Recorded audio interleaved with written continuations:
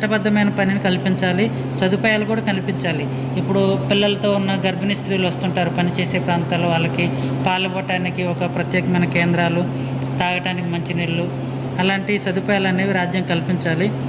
Article 43 అన్నది కార్మికులకు కనీస జీవన వేతనం, కార్మికులకి కనీస జీవన వేతనం. ఇప్పుడు పనిచేసేటప్పుడు అందరూ ఒకే పని చేస్తున్నారు, కానీ జీతాల్లో హెచ్చుతగ్గులు ఉంటాయన్నమాట. అలా లేకుండా కార్మికులకు అందరికీ కనీస జీవన వేతనం అంటే మినిమం బేసిక్స్, వాళ్ళ నిత్యావసరాల ఖర్చులు వాళ్ళు తీర్చుకోవడానికి మినిమం బేసిక్స్ అనేది ఉండాలన్నమాట. బేసిక్ పే అనేది అది ఆర్టికల్ 43 తెలుపుతుంది. అదేవిధంగా గ్రామీణ ప్రాంతాల్లో కుటీర పరిశ్రమలు ఏర్పాటు చేయటం ఇది కూడా గాంధేయవాద నియమాల్లోకి వస్తుంది. ఇది గ్రామీణ ప్రాంతాల అభివృద్ధికి దోహదపడుతుంది అన్నమాట. ఆర్టికల్ 43A పారిశ్రామిక నిర్వహణలో కార్మికుల భాగస్వామ్యాన్ని గురించి తెలుపుతుందన్నమాట.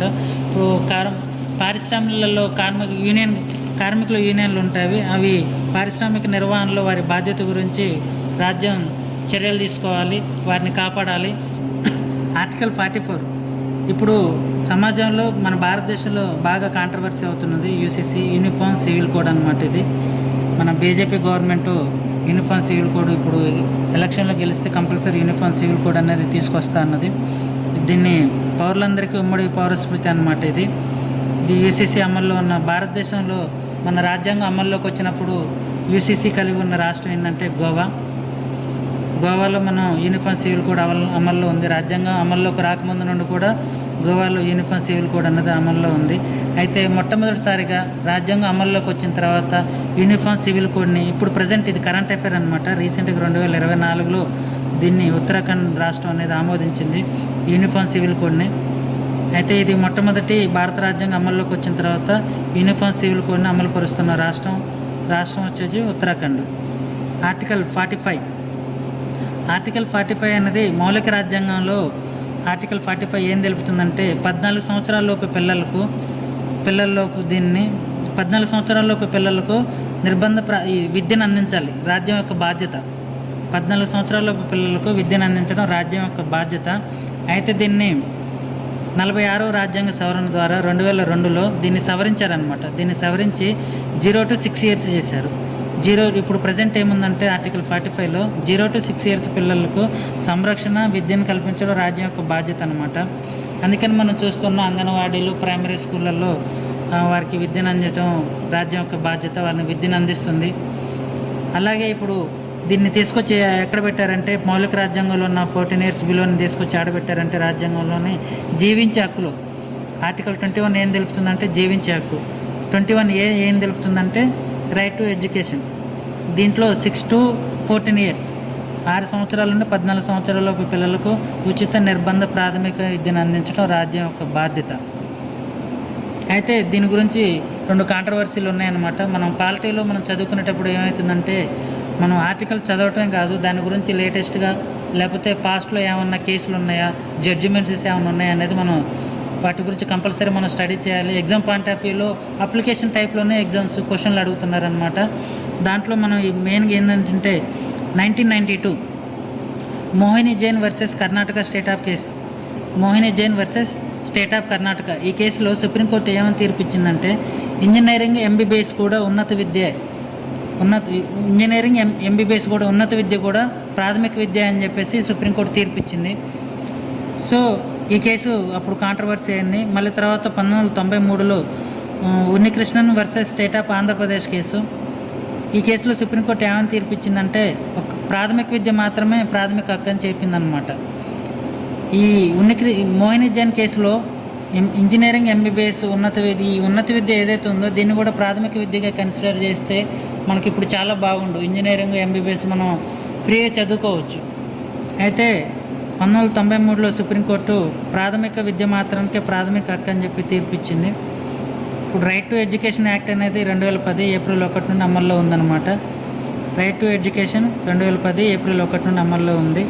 ఆర్టికల్ 46 ఏం తెలుపుతుందంటే మెయిన్ ఎస్సీ, ఎస్టీ, బలహీన వర్గాల యొక్క విద్య, ఆర్థిక ప్రయోజనాలు కాపాడటం, వారిని సామాజిక న్యాయం, దోపిడీకి గురి కాకుండా కాపాడాలి. ఎస్సీ ఎస్టీలు ఒక ఆర్థిక దోపిడీ, సామాజిక దోపిడీలు గురి కాకుండా వారిని కాపాడాలి ఆర్టికల్ 46 తెలుపుతుంది. అయితే మొన్న జరిగిన టీఎస్పీఎస్సి గ్రూప్ 1 ఎగ్జామ్లో ఈ క్వశ్చన్ అడిగారు. ఆదేశ సూత్రాలు అనేవి చాలా కీ రోల్ పోషిస్తాయి మన పాలిటీలో. ఆదేశ సూత్రాల గురించి మనం నేర్చుకుంటే ఒక 2-3 మార్క్స్ మన చేతులు ఉన్నట్టే. ఆర్టికల్ 47 అన్నది మత్తు పదార్థాలు, మత్తు పానీయాల నిషేధం అన్నమాట. భారతదేశంలో ఇప్పటివరకు మత్తు పానీయాలు, మత్తు పదార్థాలు నిషేధించిన రాష్ట్రం ఒక గుజరాత్ మాత్రమే పూర్తిగా నిషేధించింది. ఇది గాంధీవాద నియమం. ఆర్టికల్ 48 గోవాద నిషేధం పూర్తిగా గుజరాత్లో అమల్లో ఉంది. ఆర్టికల్ 48A స్మాల్ ఏ పర్యావరణ పరిరక్షణ. ఆర్టికల్ 49 జాతీయ ప్రాధాన్యం ఉన్న పురాతన మరియు చారిత్రాత్మక కట్టడాలను రాజ్యం పరిరక్షించాలి. అందుకని మనం చూస్తూ ఉన్నాం చార్మినారు, తాజ్మహల్, గోల్కొండ మరి ఇలాంటి చారిత్రక ప్రాధాన్యత ఉన్న కట్టడాలను మనం రాజ్యం కాపాడుతుంది. మన 1000 స్తంభాల గుడి అవుతుంది, రామప్ప టెంపుల్ అవుతుంది. వీటిని పురాతన కట్టడాలను, చారిత్రక ప్రాధాన్యత ఉన్న కట్టడాలను రాజ్యం కాపాడాలి. అది ఒక బాధ్యత, రాజ్యం యొక్క బాధ్యత. ఆర్టికల్ 50 కార్యనిర్వాహక శాఖ నుండి న్యాయశాఖను వేరుపరచాలి. ఆర్టికల్ 51 అంతర్జాతీయ శాంతి అవగాహన పెంపొందించడం, అంతర్జాతీయ చట్టాలను, ఒప్పందాలను గౌరవించాలి, అంతర్జాతీయ వివాదాలను శాంతియుతంగా పరిష్కరించాలన్నమాట.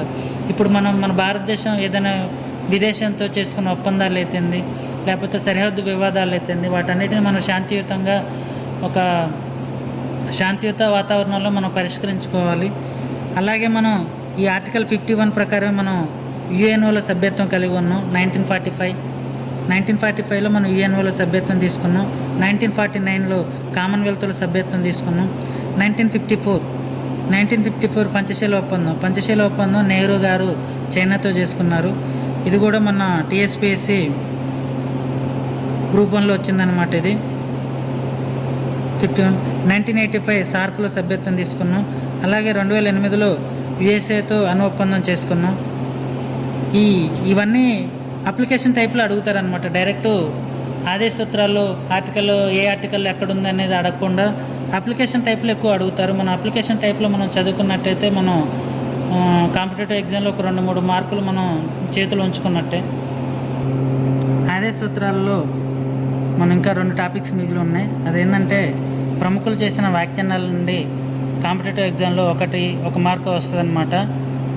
వాటిని గురించి మనం ఒకసారి అలా ఒక 2 minutes చూసుకొని వదిలేస్తే మనకి ఒకవేళ ఎగ్జామ్లు వచ్చినప్పుడు మనకి క్వశ్చన్ వచ్చినప్పుడు మనం ఆన్సర్ చేయడానికి చాలా ఉపయోగకరంగా ఉంటుంది. అలాంటిది ఆదేశ సూత్రాలు ఒక మొదటి స్టేట్మెంట్ చూద్దాం. ఆదేశ సూత్రాలు బ్యాంకు తన సౌలభ్యం ప్రకారం చెల్లించే ముందు తేదీ వేసిన చెక్కు వంటిది. పోస్ట్ డేటెడ్ చెక్ అని కేటీ షా అన్నారనమాట. రెండోది జనవరి 2 నుండి అమలు చేయడం నిలిపివేసే నూతన సంవత్సర తీర్మానం నసీరుద్దీన్ అన్నాడు అనమాట. మనం ఏదైతే ఇప్పుడు ఒక సంవత్సరం ఎండ్ అవుతుంది, నెక్స్ట్ సంవత్సరాలు మనం కొన్ని తీర్మానాలు తీసుకుంటాం కదా, రేపటి నుండి తాగకూడదు, రేపటి నుండి మంచిగా ఉండాలి అని, అలాంటి తీర్మానం అని నజీరుద్దీన్ పోల్చాడనమాట. చెత్తబుట్టకే పరిమితమైన ప్రజల భావోద్వేగాలని టీటీ కృష్ణమాచారి అన్నాడు. ఆదేశ సూత్రాలు రాజ్యాంగ వివాదానికి దారితీస్తాయని సంతానం అన్నాడు. ఆదేశ సూత్రాలు పవిత్ర ఆశయాలు మాత్రమే ఐవర్ జెన్నింగ్స్ అన్నారనమాట. ఆదేశ సూత్రాలు రాజ్యాంగానికి ప్రాణం వంటివని ఎల్వి సింగ్ అన్నారు. ఆదేశ సూత్రాలన్నీ అమలైతే భారతదేశం భూతల స్వర్గం అవుతుందని ఎంసి చాంగ్లా అన్నారు అనమాట. అంబేద్కర్ గారు ఏమన్నారంటే ఆదేశ సూత్రాలు అనేవి ఆర్థిక ప్రజాస్వామ్యాన్ని నెలకొల్పుతాయని అన్నాడు. అలాగే ఇక్కడ ఇంకో పాయింట్ ఏంటంటే ఆదేశ సూత్రాలు సంక్షేమ రాజ్య స్థాపన చేస్తాయని ఇందిరాగాంధీ అన్నారు. ఈ పాయింట్ ఇక్కడ లేదు, మీరు నోట్స్ రాసుకునేటప్పుడు దాన్ని యాడ్ చేసుకోండి. అయితే ఇప్పుడు భారత రాజ్యాంగంలోనే ప్రాథమిక హక్కులు ఆదేశ సూత్రాల మధ్య కొంచెం కాంట్రవర్సీ ఉందన్నమాట. వాటి మధ్య వివాదాలు ఉన్నాయి. వాటిని వివిధ సందర్భాలలో సుప్రీంకోర్టు ఏమని తీర్పు ఇచ్చిందో ఆ తీర్పుల గురించి మనం తెలుసుకోవడం చాలా ముఖ్యం. ఎందుకంటే అప్లికేషన్ టైప్లో అడిగినప్పుడు కేసులు అనేవి చాలా కీ రోల్ పోషిస్తాయన్నమాట. దాంట్లో మొదటి కేసు వచ్చేసి గోపాలన్ వర్సెస్ మద్రాస్ రాష్ట్రం కేసు 1950. ఇయర్ కూడా చాలా ఇంపార్టెంట్. గోపాలన్ వర్సెస్ మద్రాస్ రాష్ట్రం కేసు 1950లో సుప్రీంకోర్టు ఏమని తీర్పు ఇచ్చిందంటే వ్యక్తి స్వేచ్ఛ అనేది ఏ ఆర్టికల్ ఆర్టికల్ 19 తెలుపుతుంది అనమాట. వ్యక్తి స్వేచ్ఛ అనేది అన్నిటికంటే ముఖ్యమైనది. అయితే